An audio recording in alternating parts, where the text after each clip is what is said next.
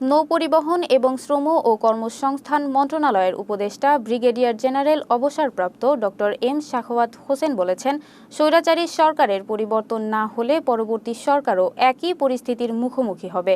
শুক্রবার দুপুরে ভোলার দৌলতখানে বীরশ্রেষ্ঠ মোস্তফা কামাল লঞ্চঘাট পরিদর্শনকালে তিনি এসব কথা বলেন।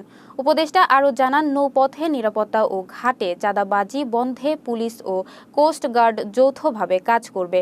দক্ষিণাঞ্চলের নৌপথ সচল রাখতে ড্রেজিং কার্যক্রম এবং ভোলা মনপুরা সহ বিভিন্ন পয়েন্টে ফেরি সার্ভিস চালু করা হবে।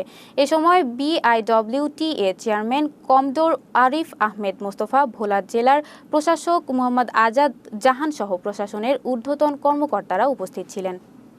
আশা করি যে আগে যে স্বৈরাচারী সরকারের সময় যার খুশি তাই করছে, সেটা যাতে ভবিষ্যতে না হয়। ভবিষ্যতে যারা আসবেন আশা করি যে তারা শিক্ষা নেবেন অতীত থেকে, যে কী করলে কি হয়। হ্যাঁ, তো সেটা আশা করি যে ওনারা যারা আগামীতে সরকার আসবেন তারা নিশ্চয়ই এই শিক্ষাটা নিয়েছেন। যদি না নিয়ে থাকেন তাহলে তো আমি আর কিছু বলতে পারবো না আগামীতে।